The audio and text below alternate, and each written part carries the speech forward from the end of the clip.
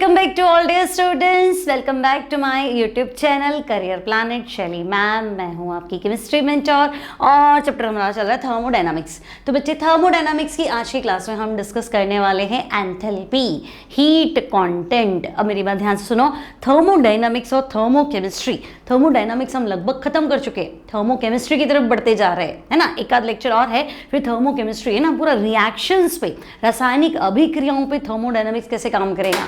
मतलब हम बार बार enthalpy calculate करेंगे, है ना। हम बार बार क्या करेंगे, केमिकल रिएक्शंस को रिएक्टेंट प्रोडक्ट में कन्वर्ट हो रहा है, हीट ऑफ कंबशन है, हीट ऑफ न्यूट्रलाइजेशन है, अलग अलग तरह के क्या बोलते हैं रिएक्शंस के अंदर डेल्टा एच कैलकुलेट करने वाले हैं और डिफरेंट टाइप ऑफ क्वेश्चंस करने वाले।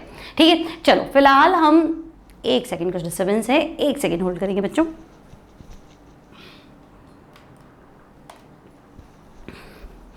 ओके ना, ओके चलो, तो आज हम डिस्कस करने वाले हैं एंथैल्पी द हीट कंटेंट। ठीक है, तो देखो एंथैल्पी है ना, एंथैल्पी क्या है।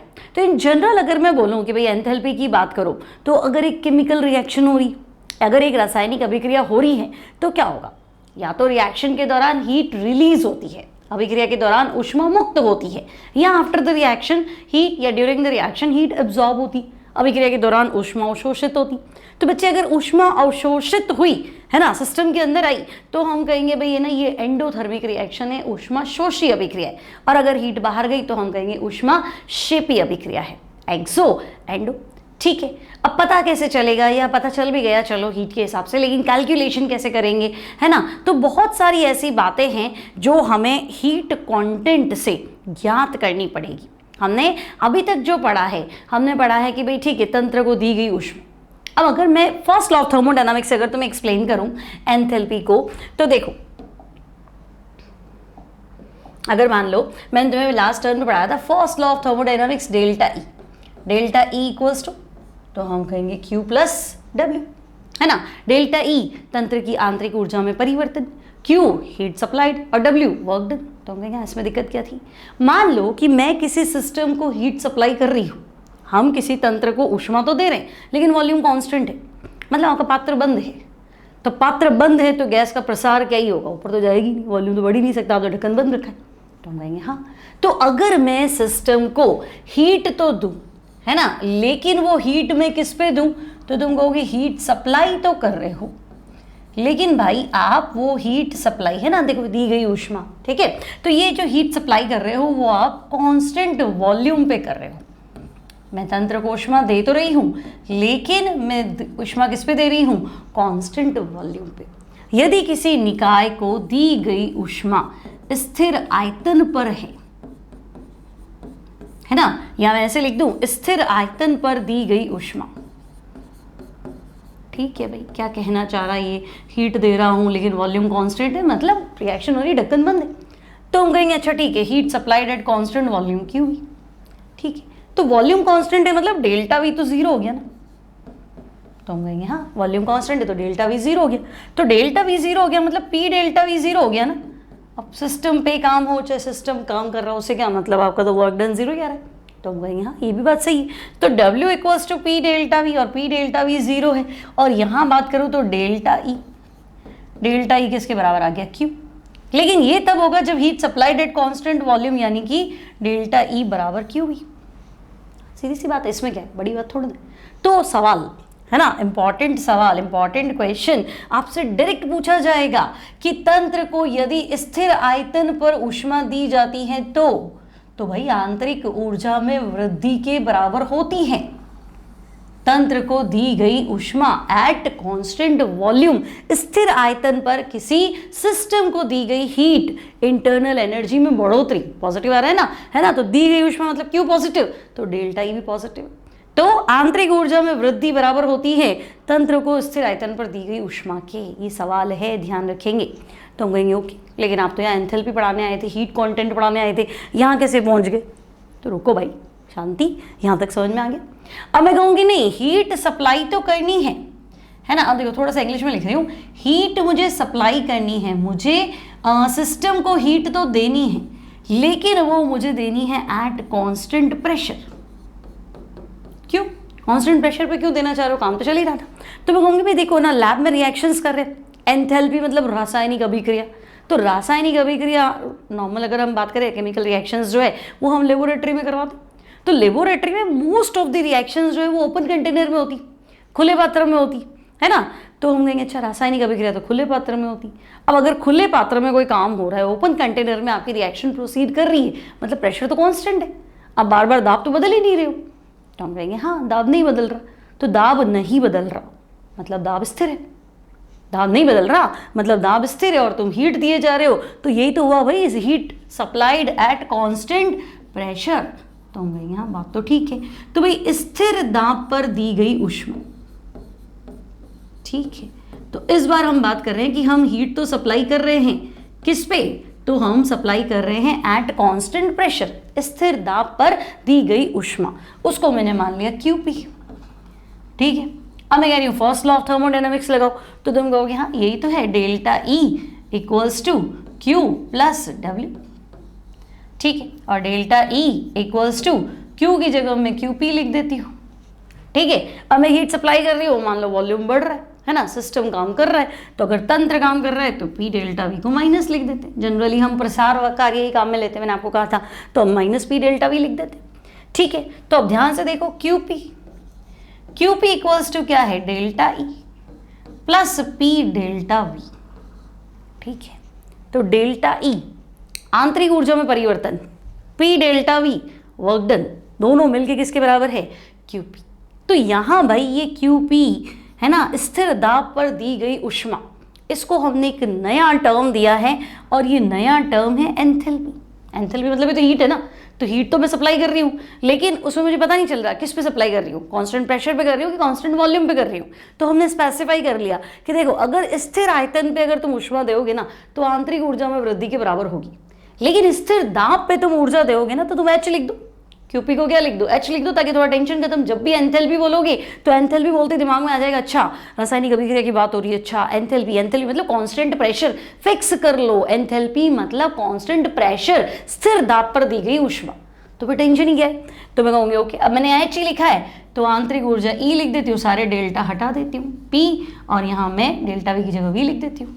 और ये भी है ना, क्या बोलते हैं, स्टेट फंक्शन है आपका डेल्टा E, तो यहाँ मैं एंथैल्पी तो ज्ञात कर ही नहीं सकती भाई, एक रिएक्शन की एंथैल्पी कितनी है वो नहीं बता सकती है ना, लेकिन मैं ये बता सकती हूँ अभिक्रिया के दौरान चेंज क्या आ रहे हैं, मतलब इनिशियल और फाइनल स्टेट पर डिपेंड करना है, पथ का कोई लेना देना नहीं है।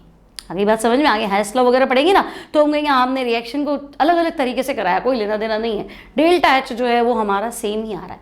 एक अभिक्रिया को 10 पदों में करा दो, चाहे तुम सीधे एक पद में करा दो, डेल्टा H की वैल्यू सेम ही आ रही है। 10 पदों में कराओगे तो सारे डेल्टा H जोड़ दो, 1 2 3 4 5 6, फाइनल देखोगे तो डायरेक्ट कराओगे तो डेल्टा H वही आ रहा है। मतलब एंथैल्पी आपका स्टेट फंक्शन है, अवस्था फलन है, प्रारंभिक और अंतिम अवस्था पर निर्भर करता है, पथ से स्वतंत्र है, आप किस रास्ते से जा रहे हो मुझे कोई मतलब नहीं है। आज के नंबर देख लो और एग्जाम के बाद के नंबर देख लो, बस मुझे उससे मतलब है। अब तुमने 6 घंटे पढ़ाई की, 12 घंटे पढ़ाई की, 15 घंटे पढ़ाई की, क्या किया लेना देना नहीं है, सिर्फ इनिशियल एंड फाइनल स्टेट, प्रारंभिक और अंतिम अवस्था पे निर्भर करता है, बाकी कोई भी बात से लेना देना नहीं है। तो क्या तुम्हें मेरी बात समझ में आ गई? ठीक है, वापस सुनो, देखो ये हमारा फ्लोट है, फ्लोट समझते हो ना बच्चे, थर्मोडायनामिक्स फर्स्ट लॉ। अभी मत सोचो मैडम सारा इंग्लिश में लिखा है, हिंदी में सारी स्लाइड्स बनी हुई है, ठीक है ना, थोड़ा इजी है इसलिए मैंने ऐसे लिख दिया। देखो ऊष्मा गतिकी के प्रथम नियम के अनुसार फर्स्ट लॉ ऑफ थर्मोडायनामिक्स कहता है डेल्टा ई बराबर क्यू प्लस डब्ल्यू। क्यू जो आप हीट सप्लाई कर रहे हो, डब्ल्यू वर्क डन है, और डेल्टा ई आंतरिक ऊर्जा में परिवर्तन है। आपने कहा मैं तो हीट सप्लाई करूंगा लेकिन है ना सिस्टम बंद है, क्लोज सिस्टम है, वॉल्यूम चेंज नहीं हो रहा। तो आप कह रहे हो वॉल्यूम चेंज नहीं हो रहा और मैं हीट दे रहा हूं, मैं ऊष्मा दे रहा हूं, आयतन स्थिर है, तो आयतन स्थिर है, तुम हीट सप्लाई कर रहे हो तो मैं क्यू को क्यू भी लिख देती हूँ, लेकिन आयतन स्थिर है तो डेल्टा वी तो जीरो करना पड़ेगा, तो डेल्टा वी जीरो हो गया तो पी डेल्टा वी जीरो हो गया, पी डेल्टा वी तो वर्क डन होता है। अब इस फॉर्मूले में डब्ल्यू जीरो कर दूंगी तो डेल्टा ई क्यू के बराबर आएगा, लेकिन वो क्यू क्यू भी माना जाएगा। तो स्थिर आयतन पर दी गई ऊष्मा, स्थिर आयतन पर दी गई ऊष्मा आंतरिक ऊर्जा में वृद्धि के बराबर होती है। Heat supplied at constant volume is equal to increase in internal energy. आंतरिक ऊर्जा में वृद्धि, बढ़ेगी एनर्जी, क्योंकि काम तो कर नहीं रहे हो, खाए जा रहे हो, तो ऑब्वियसली एनर्जी बढ़ेगी ना। समझे मेरी बात कि नहीं समझे? समझे? फिर तुम कहोगे हम तो रिएक्शन केमिस्ट्री में जो रिएक्शन कराते हैं वो तो कांस्टेंट प्रेशर पे कराते हैं मैडम जी, है ना। हम जो भी है ना रिएक्शन चल रही है हमारी, वो तो ओपन कंटेनर में चल रही है। ओपन कंटेनर में सिस्टम जो है वो एटमॉस्फेरिक प्रेशर पे होता है, वायुमंडलीय दाब यानी 1 ATM या 1 बार के बराबर मान लो वहाँ होता है। तो आपने कांस्टेंट वॉल्यूम बोला, लेकिन हमारा काम तो कांस्टेंट प्रेशर पे हो रहा है, ठीक है। तो क्यू की जगह QP लिख लीजिए, लिख दो, वापस फॉर्मूला लगा दो, लगा दिया, है ना। W को -P डेल्टा V लिख दो। केमिस्ट्री में जनरली मैंने तुम्हें सिखाया था, हम -P डेल्टा V लिखते हैं और डेल्टा V क्या होता है, V2 - V1। अब अगर तंत्र काम कर रहा है तो भी तुम क्या करोगी, सॉरी मतलब क्या बताया था मैंने, कंप्रेशन हो रहा है, सिस्टम पे काम हो रहा है, तो W अपने आप पॉजिटिव हो जाएगा वॉल्यूम चेंज से, ठीक है। तो तुमने फिलहाल ये लिख दिया, तो तुम कहोगे QP delta E plus P delta V के बराबर आ गया। QP स्थिर दाब पर दी गई ऊष्मा है जो कि E प्लस PV के बराबर है ना। और E प्लस PV को मैं एक नया टर्म दे देती हूँ, वो है H है एंथैल्पी द हीट कंटेंट। बोलो मेरी बात समझ में आ गई क्या तुम्हें, ठीक है। हाँ चलो, तो अब देखो एंथैल्पी द हीट कंटेंट। तो पहला ये कह रहा है वी नो दैट, हम जानते हैं कि QV बराबर डेल्टा U। तो इतनी देर से तुम्हें ये तो सिखाया था, QV बराबर डेल्टा U स्थिर आयतन पर दी गई ऊष्मा आंतरिक ऊर्जा में वृद्धि के बराबर होती है, ठीक है। फिर परंतु अधिकांश रासायनिक अभिक्रियाएं खुले पात्र में होती हैं, यानी प्रेशर कांस्टेंट होता है, यानी वायुमंडलीय दाब पे होती है, यानी अब जो स्थितियां हैं वो स्थिर आयतन से होने वाली स्थिति से अलग है, डिफरेंट कंडीशन से, ठीक है। डिफरेंट कंडीशन को देख लेते हैं। तो देखो, किसी निकाय में स्थिर दाब पर होने वाले ऊष्मा परिवर्तन को समझाने के लिए, है ना, हीट चेंज हो रहा है कांस्टेंट प्रेशर पे, तो मैंने एक नया थर्मोडायनामिकल टर्म लिया है और उसको मैंने नाम दिया है एंथैल्पी। अब थर्मोडायनामिक्स का पहला नियम क्या कहता है, तो हम कहेंगे डेल्टा U बराबर Q प्लस W। W को P डेल्टा V लिख दो, तो Q बराबर क्या आ गया, delta U plus P delta V। और इलेबोरेट करो तो डेल्टा U को लिख दो U2 - U1। U2 मतलब बाद की फाइनल स्टेट में इंटरनल एनर्जी, U1 मतलब इनिशियल स्टेट में इंटरनल एनर्जी, आंतरिक ऊर्जा पहले आंतरिक ऊर्जा बाद में, ठीक है। और डेल्टा V को लिख देती हूँ V2 - V1। खोल दो उसको, तो PV2 माइनस क्या हो गया, PV1। अब दाब स्थिर है तो QQ लिखो, QP लिख दो, ठीक है भाई, QP लिख देते। तो देखो ये नया टर्म मेरा बना QP बराबर U2 - U1 plus P V2 - V1। अभी मल्टीप्लाई कर लो, देखो ये PV2 प्लस का है क्या, बोलो U2 प्लस का है और PV2 प्लस का है, तो मैंने एक तरफ लिख दिया। अब U1 माइनस का है तो ये माइनस लिख देती हूँ, U1 अंदर आ गया, ठीक है। और ये PV1 ये भी माइनस का है, तो बाहर माइनस है तो अंदर प्लस होगी, ठीक है। अब U प्लस PV मेरा एक टर्म हो चुका है ना, ये U प्लस PV या E प्लस PV एक ही टर्म है। तो मैं कहूँगी भाई ये नया टर्म ले लो, H बराबर QP को मैंने क्या मान लिया यहाँ पे, H एंथैल्पी। तो एंथैल्पी आ गया U प्लस PV, है ना। तो देखो इसको मैं H2 कर देती हूँ, इसको मैं H1 कर देती हूँ, तो QP बराबर हो गया H2 - H1 यानी कि डेल्टा H।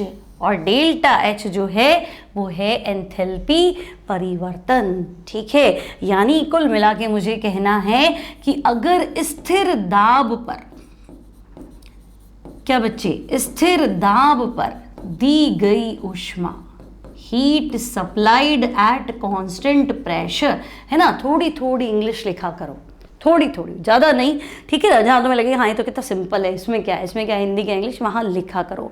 आगे आने वाली हर क्लास, है ना, तो तुम्हारा क्या होगा, मतलब 60-40 हो जाएगा। 60% तुम हिंदी में लिखोगे, 40% इंग्लिश टर्म्स आएंगी, और आगे बढ़ोगे ना तो 70-30 हो जाएगा, और आगे बढ़ोगे 80-20 हो जाएगा। और जितना डिटेल में पढ़ते जाओगे ना तो फाइनल में सब कुछ इंग्लिश में आने लग जाएगा, तो घबराओगे तो कुछ नहीं कर पाओगे, है ना। तो अभी 20% इंग्लिश में लिख दिया करो, 80% हिंदी में लिख दिया करो, है ना, या मिक्स लिख दिया करो, ठीक है। कि भाई लास्ट में स्कॉल्ड नहीं लिखा जाता तो इंग्लिश में लिख दो एंथैल्पी और फिर लिख दो कहलाता है ना। तो एंथैल्पी तो इंग्लिश में लिखा, टर्म पकड़ो, टर्म पकड़ना जरूरी है, ठीक है।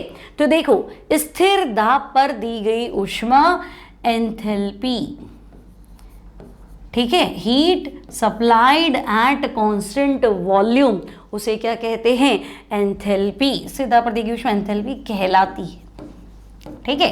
बोलो बात समझ में आई, बात समझ में आई। वापस बताऊं, ठीक है, ध्यान से देखो। देखो कॉन्सेप्ट क्लियर रखना, बाकी कुछ भी नहीं है ना। मैंने तुम्हें कहा था मेरे पास फर्स्ट लॉ ऑफ थर्मोडायनामिक्स ये है, डेल्टा ई या डेल्टा यू लिख दो, एक ही बात है, मैंने तुम्हें कितनी बार बताया। तो मैंने लिख दिया भाई, ठीक है, Q plus P delta we, ठीक है। अब मैं कह रही हूं एट कांस्टेंट प्रेशर, दाब स्थिर है, ठीक है, तो क्यू को आप लिख दीजिए क्यू पी, ठीक है भाई, लिख देते हैं, है ना। तो डेल्टा यू बराबर मेरे पास आ गया क्यू पी, और वर्क डन जो है वो माइनस पी डेल्टा, ठीक है, उधर ले जाओ। तो क्यू पी बराबर क्या आ गया, तो मैंने कहा delta U plus P delta we, ठीक है। फिर तो मैंने कहा डेल्टा यू को कैसे लिख दो, U two minus U one, तो मैं यहाँ पे लिख दूँ। पी तो कांस्टेंट है, डेल्टा वी को ऐसे लिख दूँ, V two minus V one, तो मैं यहाँ ऐसे लिख दूँ, क्या फ़र्क पड़ रहा है। फिर मैं ऐसे लिख दूँ क्यू पी बराबर U two minus U one plus P V two minus P V one, बोलो P V two minus P V one, तुमको मैं हाँ फिर क्या ऐसे लिख दो, क्या ही फर्क पड़ रहा है। अब टू वाली टर्म एक तरफ कर दो, यू वन वाली टर्म एक तरफ कर दो, तो यू टू ये रहा, पी वी टू मैं यहाँ ले लेती हूँ, है ना, और माइनस तो ब्रैकेट ले लेती हूँ यू वन, तो यू वन तो भी माइनस है ना, और बाहर माइनस है तो अंदर प्लस हो जाएगा, पी वी वन, बोलो। तो ये U two plus P V two और वो U one plus P V one किसके बराबर है, क्यू पी। तो मैं क्या मान रही हूँ, u प्लस पी वी को मैंने एक टर्म दे दिया एंथैल्पी, तो u2 plus P V to क्या हो गया H2, और u1 plus P V one क्या हो गया H1, यानी डेल्टा H। तो heat supplied at constant volume, enthalpy नहीं, चेंज इन एंथैल्पी लिखूं ज़्यादा बढ़िया है क्योंकि डेल्टा H के बराबर है ना। तो heat supplied at constant volume, स्थिर दाब पर दी गई ऊष्मा एंथैल्पी में वृद्धि डेल्टा H के क्या है, बराबर है ना, डेल्टा H के इक्विवेलेंट है, ऐसे आप लिख सकते हैं भाई, ठीक है। कहाँ पहुंचे थे हम, यहाँ पहुंचे थे, है ना। एंथैल्पी परिवर्तन लिख दो, डेल्टा H था ना, एंथैल्पी परिवर्तन, ठीक है। तो देखो दो बातें जो है वो फिक्स कर लो, बहुत इंपॉर्टेंट है। क्या इंपॉर्टेंट है कि अगर तुम्हें दिया हुआ है QV तो वो डेल्टा U के बराबर है, डेल्टा यू बोलो डेल्टा ई बोलो एक ही बात है, आंतरिक ऊर्जा में परिवर्तन। और अगर मैं बात करूं क्यूपी तो वो डेल्टा एच के बराबर है, फिक्स कर लो, है ना, ये बहुत काम आएगा, ठीक है, कोई तकलीफ नहीं है। अब देखो, अभी कह रहे हैं एंथैल्पी किसी सिस्टम की कंप्लीट हीट, पूर्ण निहित ऊष्मा है, लेकिन मैं तो पूर्ण निहित ऊष्मा निकाल नहीं सकती, मैं सिर्फ चेंज बता सकती हूँ, डेल्टा H बता सकती हूँ, है ना। किया गया कार्य होता है ना, तो वो तो रास्ते पे डिपेंड करता है, भाई इतना चलोगे कितना चलोगे कितना चलोगे, तो वो पथ पे ही निर्भर करता है। तो फाइनल और एंड क्या है ना, भाई मुझे यहाँ से दिल्ली जाना है, तो मुझे यहाँ से दिल्ली जाना है, तो मैं बाय रोड जा रही हूँ, बाय एयर जा रही हूँ, या जल मार्ग से जा रही हूँ, तो उससे क्या अलग अलग रास्ता है ना, तो पेट्रोल सेम जल जाएगा क्या, है कार्य बराबर होगा क्या, तो कहीं नहीं यार, समय भी बराबर नहीं लगेगा। तो इनिशियल फाइनल स्टेट सेम होने से क्या होता है, रास्ता कौन सा ले रहे हो, कार्य तो उस पर डिपेंड करेगा, ठीक है ना, लेकिन वो पथ पे निर्भर करता है, तो मुझे पूरा पथ चेक करना पड़ेगा।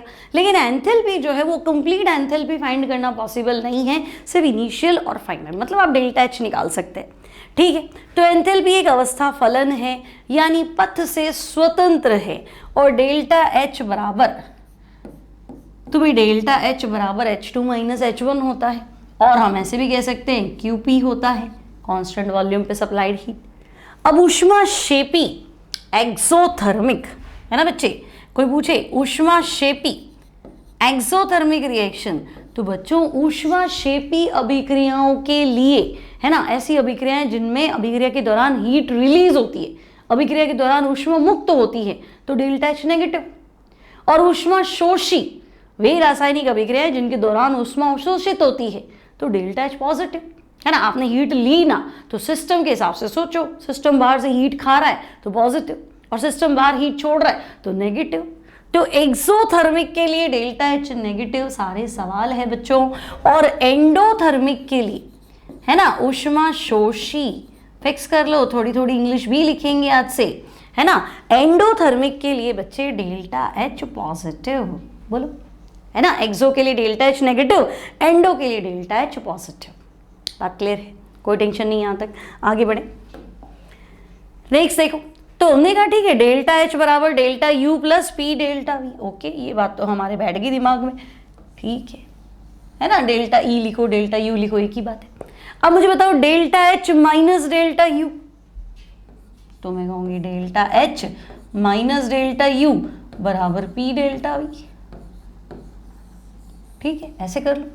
अब देखो अगर तुम वन शॉट पढ़ोगे, कंपटीशन के लिए पढ़ रहे हो, तो सीधा याद रख लो पी डेल्टा वी बराबर delta N R T, gases अभिक्रियाओं की बात करो, है ना, पी वी बराबर एन आर टी, तो पी डेल्टा वी बराबर डेल्टा एन आर टी, क्योंकि प्रेशर और टेम्परेचर दोनों कांस्टेंट है, तो तुमको कुछ टेम्परेचर कांस्टेंट है इसलिए डेल्टा टी नहीं लिया, ठीक है, तो डेल्टा एन आर टी, सीधा फॉर्मूला और आंसर बिठाओ।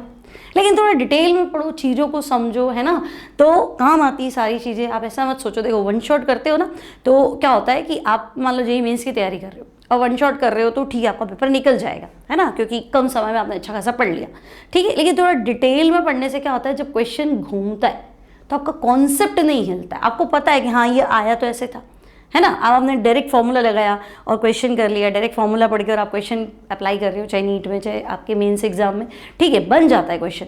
पर बहुत बार क्या होता है कि वो फॉर्मूला कहाँ से आया है, उसकी जड़ से क्वेश्चन को बनाता है। फॉर्मूला लगेगा वही, लेकिन एक पॉइंट उसने पीछे का उठा लिया, फिर हम वहाँ उलझ जाते हैं, यार फॉर्मूला भी लगाया, बना नहीं, एक चीज़ मिस थी या एक चीज़ एक्स्ट्रा थी जो मुझे नहीं आ रही थी, वो सिर्फ इसलिए कि आपने डिटेल में नहीं पढ़ा। इसलिए दोनों बातें हैं, वन शॉट भी अपनी जगह बेस्ट है, टाइम कम है तो आप वन शॉट पढ़ी, समय अच्छा खासा है, या पर्टिकुलर कोई टॉपिक से आपको डर लगता है तो फिर उसको डिटेल में पढ़ लीजिए ताकि टेंशन ही खत्म हो जाए, ठीक है।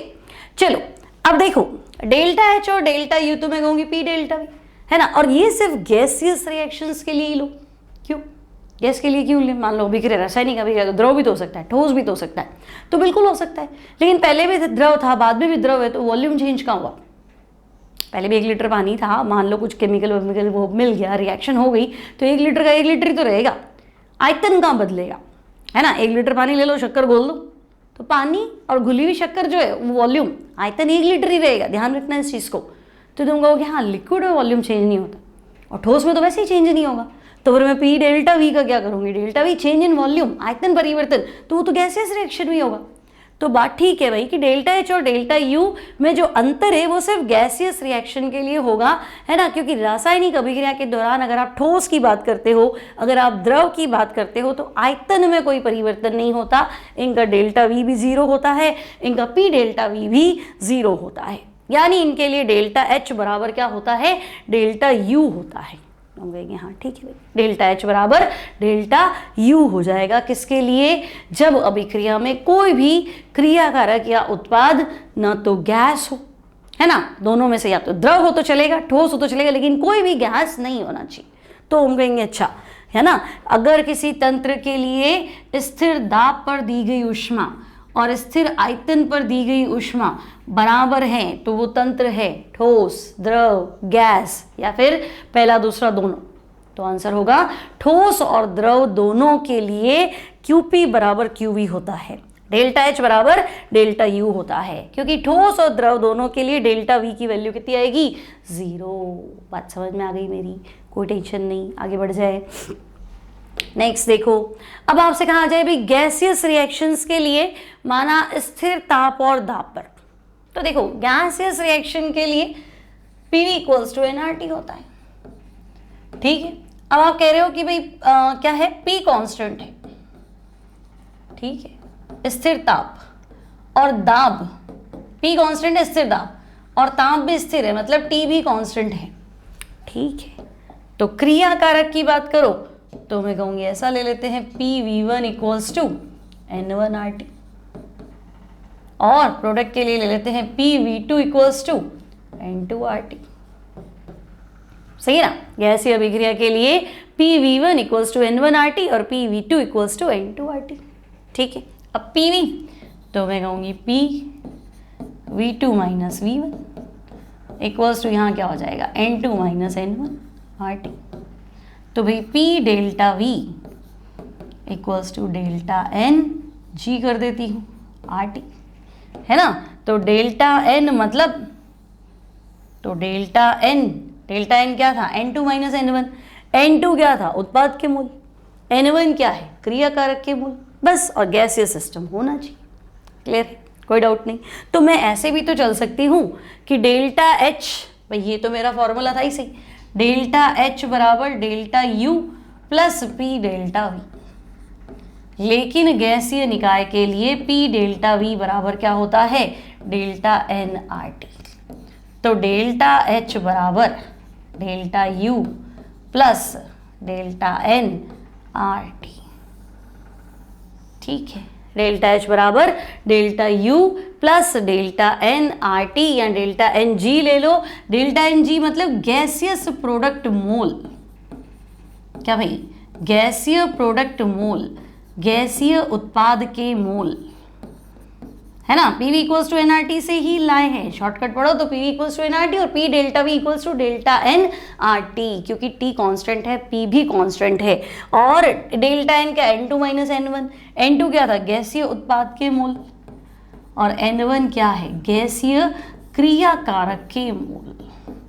बोलो, बात समझ में आ रही है क्या, गैसीय उत्पाद के मोल माइनस गैसीय क्रिया कारक के मोल की वैल्यू किसके बराबर है, डेल्टा एन के बराबर है। क्लियर है, समझ गए, कोई टेंशन नहीं, आगे बढ़ जाए। चलो अब देखो, डेल्टा एच और डेल्टा यू के मान समान होंगे, कब होंगे, तुम्हारे पास तीन कंडीशन है। पहला, द्रव और ठोस के लिए, क्योंकि द्रव और ठोस के लिए क्या है, डेल्टा वी ही जीरो है। आपका फॉर्मूला ये है, डेल्टा एच बराबर delta U plus P delta we कर दो। डेल्टा एन में अगर तुम उलझ रहे हो तो पी डेल्टा वी कर दो। Change in volume he zero है तो फिर चेंज इन मोल भी जीरो हो जाएगा, है ना। तो डेल्टा एच बराबर डेल्टा यू हो जाएगा। तो हम कहेंगे हाँ, ये एक चीज़ ही तुमने पढ़ी ली थी।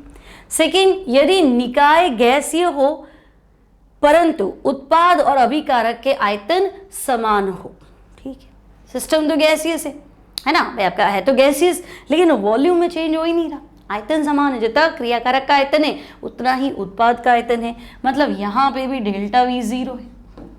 तो ये तो हमने पढ़ा ना कि अगर डेल्टा वी जीरो है तो डेल्टा एच बराबर डेल्टा यू है, ठीक है, इसको वी मत पढ़ लेना, डेल्टा एच बराबर डेल्टा यू है। और क्या कंडीशन है, तो अगर डेल्टा एन ही जीरो हो, है ना, क्योंकि मेरा फॉर्मूला ये है, डेल्टा एच बराबर delta U plus delta N gaseous R T. तो अब तुम्हारा डेल्टा एन ही जीरो है तो डेल्टा एच किसके बराबर हो जाएगा, तो हम कहेंगे डेल्टा यू के बराबर हो जाएगा। तो ये तीन कंडीशंस हैं हमारे पास। क्लियर है, कोई दिक्कत नहीं।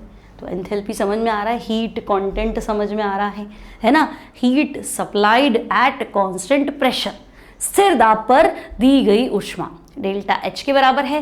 Heat supplied at constant volume, स्थिर आयतन पर दी गई ऊष्मा क्यूवी डेल्टा यू के बराबर है। फिक्स कर लो, ठीक है, कोई डाउट नहीं, यहाँ तक आगे बढ़े। अब देखो क्वेश्चन है आपके पास एनसीईआरटी का, जल वाष्प को आदर्श गैस मानने पे, ठीक है, जल वाष्प है यानी H2O है, वाष्प है मतलब H2O गैस है, ठीक है, आदर्श गैस मान लिया। 100 डिग्री सेंटीग्रेड ताप, टेम्परेचर दे दिया, 1 बार दाब, प्रेशर दे दिया, 1 मोल जल के वाष्पीकरण में एंथैल्पी परिवर्तन यानी डेल्टा एच 41.1 किलो जूल प्रति मोल पाया गया। आंतरिक ऊर्जा में परिवर्तन की गणना कीजिए। ठीक है, कर लेते हैं भाई, क्वेश्चन को कॉपी कर लेती हूँ मैं, ठीक है। तो फिर मैं ये वाला डेटा हटा देती हूँ। अच्छा सॉरी,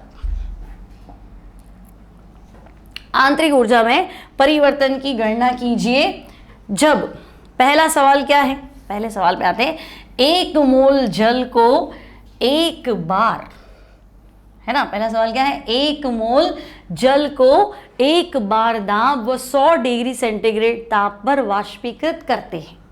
ठीक है, अब मेरी बात सुनो, तुम्हारे पास है वाटर लिक्विड, जल वाष्प, इसको मुझे मानना है, सॉरी जल वाष्प वाटर गैस, है ना, और तुम्हें इसको क्या करना है, जल वाष्प को आदर्श गैस मानते हुए 100 डिग्री सेंटीग्रेड ताप और 1 बार दाब पर 1 मोल जल के वाष्पीकरण, ठीक है, वाटर गैस में तो तुम्हें कन्वर्ट करना है। तुम्हारे पास है वाटर लिक्विड और अब तुम इसे जल वाष्प में कन्वर्ट करने वाले हो। ठीक है, इसको तुम आदर्श गैस मान लो, मतलब इसको गैस मान लेते हैं, यानी एमपीवी इक्वल्स टू एनआरटी इस पे लगा सकते हैं।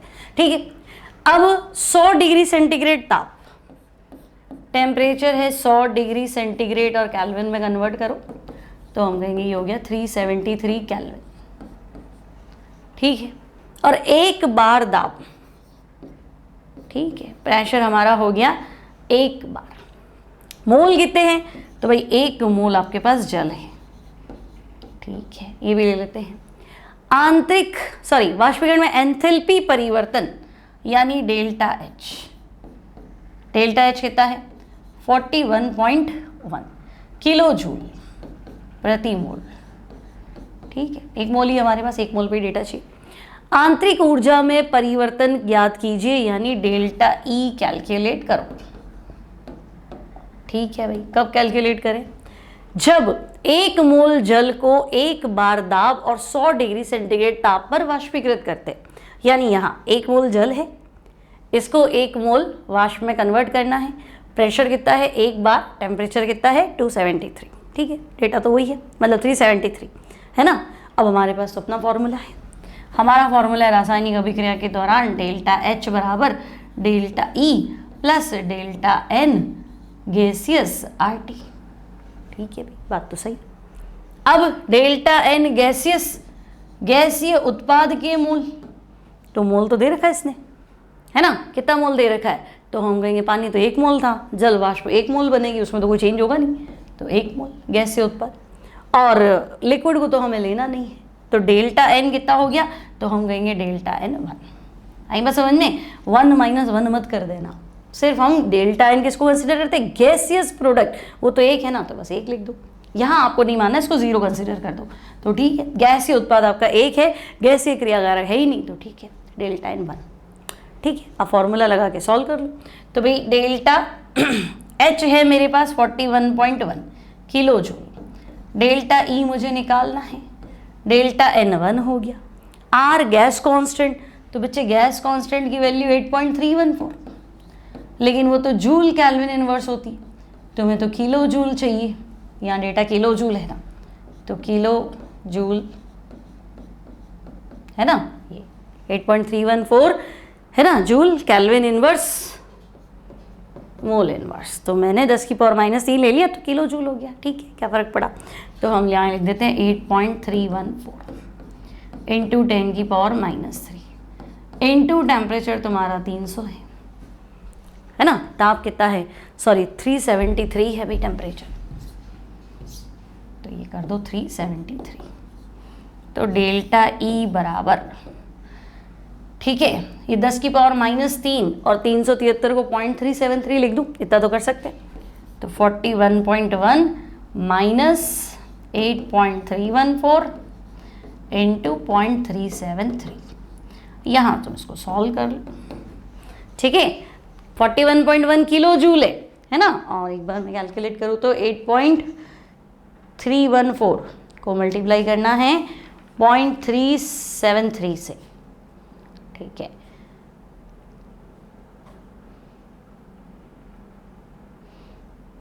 तो ये आ रहा तुम्हारा 3.10, ठीक है, तो 41.1 माइनस 3.10, ठीक है, तो 41 में से 3 कम कर दो, 38 के आसपास आंसर आ जाएगा, है ना। ये क्लियर है, कोई दिक्कत नहीं यहाँ तक, क्लियर। तो ये हो गया आपका आंसर फर्स्ट क्वेश्चन का, लेकिन इसका पार्ट 2 भी था ना, पार्ट 2 में चले, पहला पार्ट तो हो गया। अब देखो 1 मोल जल को बर्फ में परिवर्तित किया जाए, तो अब तुम कह रहे हो 1 मोल जल, मेरे पास यहाँ जल है और अब तुम चाह रहे हो कि नहीं मैं तो इसको बर्फ में कन्वर्ट कर रहा हूँ, बर्फ मतलब ये सॉलिड, तो फिर यहाँ डेल्टा एन का तो गड़बड़ हो गया ना। डेल्टा एन क्या था, गैसीय उत्पाद के मोल, तो गैसीय उत्पाद तो 0 है, माइनस गैसीय क्रियाकारक के मोल, तो वो भी 0 है। तो आपने पहले ही पढ़ा था, अगर लिक्विड है सॉलिड है डेल्टा एन 0 है, यानी हमारा फॉर्मूला ये था डेल्टा एच बराबर delta E plus delta N gaseous R T, और अगर डेल्टा एन गैसियस की वैल्यू 0 है उस कंडीशन में डेल्टा एच और डेल्टा ई आंतरिक ऊर्जा में परिवर्तन और एंथैल्पी परिवर्तन बराबर होते हैं, मतलब क्यूपी क्यूवी बराबर होते हैं, और इसकी वैल्यू तो 41.1 है ना, तो डेल्टा ई का मान हो जाएगा 41.1 किलो जूल पर मोल। बोलो, सिंपल है, समझ में आ गया है ना। पहले इसने कहा पानी को आप क्या करो, वाटर को, जल वाष्प को क्या करो, आदर्श गैस मान लो। ठीक है, तो जल वाष्प मतलब H2O गैस, इसको तुमने आइडियल गैस मान लिया, मतलब तुम PV इक्वल्स टू nRT लगा सकते हो। टेम्परेचर 100 है, प्रेशर 1 बार है, पानी आपका 1 मोल था।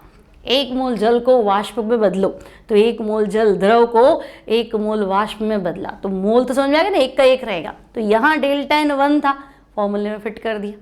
ठीक है, आर की वैल्यू एग्जाम में दी हुई होती है, आपको टेंशन नहीं लेना है। आर आपका 8.314 होता है joule kelvin inverse mole inverse, पर ये किलो जूल चल रहा था ना, इसलिए मैंने इसको 10⁻³ कर दिया। तो kilo joule kelvin inverse mole inverse, इतना क्या परेशान हो, बाकी तो कैलकुलेशन है, सही है, कर लोगी, सिंपल ही है।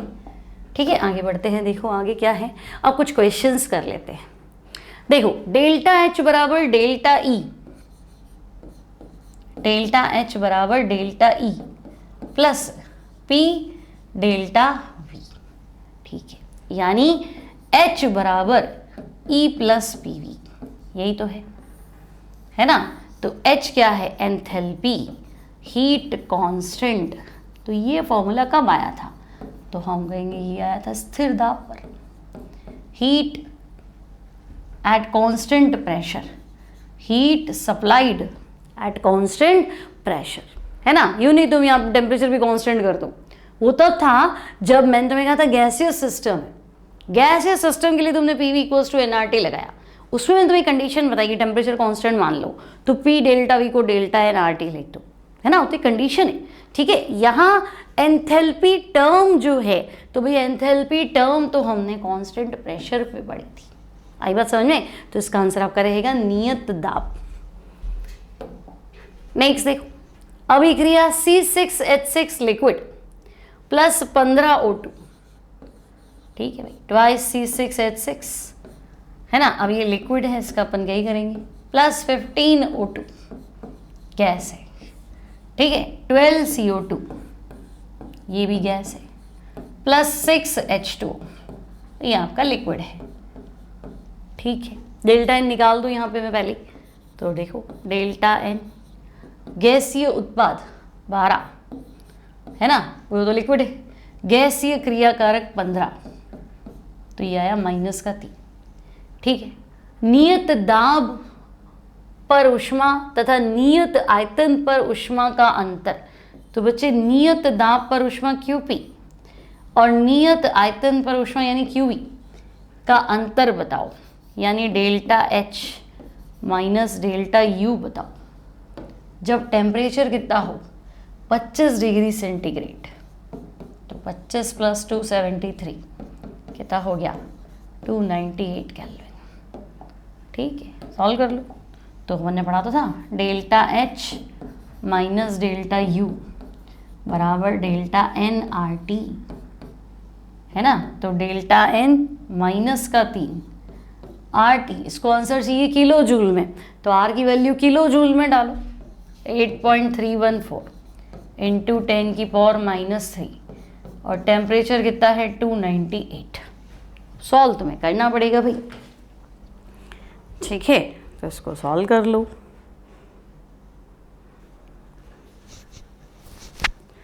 तो देखो आपके पास है, क्या करें, सबसे पहले 3 मल्टीप्लाई विद 8.314, ठीक है, मल्टीप्लाई विद 298, ठीक है, तो ये आएगा 7.43 आना चाहिए और साइन आपका नेगेटिव आना चाहिए। ठीक है, तो delta H minus delta U की वैल्यू -7.432। ठीक है, ये क्लियर है, सिंपल है, कोई टेंशन नहीं, आगे बढ़े। नेक्स्ट देखो, एक गैसीय अभिक्रिया A+2B गिव्स 3C+3D, सब गैस है। ठीक है, टेम्परेचर 270 डिग्री सेंटीग्रेड, तो ओके भाई, टेम्परेचर 270 डिग्री सेंटीग्रेड केल्विन लो, तो 543 हो गया, 543 केल्विन टेम्परेचर हो गया। ठीक है, डेल्टा E 17 किलो कैलोरी है, डेल्टा E डेल्टा U एक ही है ना, 17 किलो कैलोरी। ठीक है, अब देखो अगर delta E 17 kilo calorie, R 2 calorie, अब ऐसे मत करो, आंसर भी किलो कैलोरी में पूछे ना तो आर को किलो कैलोरी में लिखो, तो 2 × 10⁻³ kilo calorie, kelvin inverse mole inverse. ठीक है, और क्या चाहिए मुझे डेल्टा एन चाहिए, गैसीय उत्पाद के मोल 3C3D यानी 6, गैसीय क्रियाकारक के मोल 4, तो डेल्टा एन 2 ही आ रहा है। ठीक है, अब अपन फॉर्मूले पे आते हैं, तो हमारा फॉर्मूला डेल्टा एच बराबर डेल्टा यू यानी 17 kilo calorie plus delta N कितना है 2, ठीक है, आर टी सॉरी R2 × 10⁻³ है ना, और T टेम्परेचर, तो भाई टेम्परेचर कितना है 543। अब सॉल्व तो तुम कर लोगे यार, इसमें क्या है ना, तो डेल्टा H = 17 + 4 × 0.543, तो बहुत ज़्यादा वेरिएशन तो आ नहीं रहा है ना, 17 और 2 19, 2 के आसपास गैप आ रहा है इसका, तो चेक कर लो इसका आंसर आप। ठीक है, 4 × 0.543, तो 19.172 के अराउंड इसका आंसर आएगा लमसम। ठीक है ना। हाँ, अब इसे देखो 20 इसलिए दिया है क्योंकि जो किलो कैलोरी है ना, इसने 2 बोला है, और एग्जैक्टली है ना, अगर आप देखो तो 1.8 होता है एक कैलोरी बराबर, हाँ 1.2 से कम होता है इसमें ना, 1 कैलोरी बराबर 4.2 जूल होता है ना, तो ये 2 से कम आएगा। ठीक है, तो चलो मतलब यहाँ वाला डेटा 2 से कम आएगा, तो 19 से थोड़ा कम आंसर, अच्छा 19 क्या, 19 से थोड़ा ज़्यादा आंसर हो जाएगा 1 तो इसका आंसर मैं लमसम लिख रही हूँ बच्चे, 19 समथिंग आ रहा है, तो मैं इसको 20 लिख रही हूँ, है ना। एक बार चेक कर लेना कहीं हमने मिस्टेक थोड़ा ना की है। गैसीय उत्पाद आपके 6 है, गैसीय क्रियाकारक 4 है। ठीक है, डेल्टा एन 2 ही आया, तो डेल्टा एच = डेल्टा ई का मान ही तो दिया है 17 प्लस डेल्टा एन 2, आर की वैल्यू 2, और डेल्टा टी टेम्परेचर सही है ना अपना 270 डिग्री सेंटीग्रेड, 400 500 543, हाँ सही है। ठीक है, तो अब इसको चेक कर लेना आप, एक बार इसको चेक कर लेना क्या आंसर आ रहा है आपका। ठीक है, चलो नेक्स्ट देखो, निश्चित ताप और दाब पर निम्न अभिक्रिया के लिए कौन सा कथन सही है। अब इस अभिक्रिया के लिए अगर तुम देखो तो डेल्टा एन का मान, गैसीय उत्पाद के मोल 2 और गैसीय क्रियाकारक कितने हैं 2 और 1 3, तो भाई डेल्टा एन की वैल्यू तो -1 आ रही, सही है, डेल्टा एन की वैल्यू कितनी आ रही है -1। तो अब मैं कहूँगी भाई delta H = delta U plus delta N R T, sorry, तो डेल्टा एच = डेल्टा यू है ना, डेल्टा एन तो माइनस है तो -RT। ठीक है, तो डेल्टा यू जो है वो डेल्टा एच में RT ऐड करने से आएगा, तो बड़ा कौन हुआ, डेल्टा यू बड़ा हुआ ना, तो ये तो गलत हो गया, ये भी गलत हो गया, बड़ा कौन है डेल्टा यू इंटरनल एनर्जी, तो delta H lesser than delta ई। क्लियर है, ये भी सिंपल। आगे बढ़ते हैं, नेक्स्ट देखो, same reaction same question, Ag2O solid है, ये भी सॉलिड है, ये है ना, तो यहाँ डेल्टा एन गैसीय उत्पाद तो है हाफ, और गैसीय क्रियाकारक तो है ही नहीं, ठोस है क्रियाकारक, तो डेल्टा एन की वैल्यू हाफ है लेकिन प्लस में है। वापस फॉर्मूला लगाओ, delta H = delta U plus delta N R T, बोलो सही है। अब डेल्टा एन की वैल्यू रखो ना, तो delta H = delta U plus RT/2, तो डेल्टा यू में कुछ जोड़ूंगी तो डेल्टा एच आएगा, तो बड़ा कौन हुआ, डेल्टा एच बड़ा हुआ ना, तो delta H greater than delta E, half ही मत कर देना, है ना, हाफ RT ऐड करना पड़ेगा। क्लियर है। नेक्स्ट देखो, 2 मोल कार्बन मोनोऑक्साइड, ठीक है भाई, 2 मोल कार्बन मोनोऑक्साइड गैस होती, 1 मोल ऑक्सीजन, ये भी गैस होती, पता होना चाहिए भाई, कार्बन मोनोऑक्साइड गैस है, ये भी गैस है, बंद पात्र में कार्बन डाइऑक्साइड बनाने के लिए क्रिया करते हैं। ठीक है, तो अगर CO2 लिया तो CO2 भी 2 ही बनेगा, है ना, तो अब डेल्टा एन फिर निकाल दो, तो गैसीय उत्पाद 2, गैसीय क्रियाकारक 3, डेल्टा एन -1, तो एंथैल्पी में परिवर्तन और डेल्टा एच और आंतरिक ऊर्जा में परिवर्तन फाइंड कर लो। Delta H equals to delta E minus delta N R T, sorry plus delta N R T. फिलहाल आंसर क्या है, माइनस आ रहा है ना, तो अब माइनस लिख दो, माइनस आर टी, है ना, क्योंकि डेल्टा एन की वैल्यू कितनी, माइनस। ठीक है, अब बोलो क्या करें।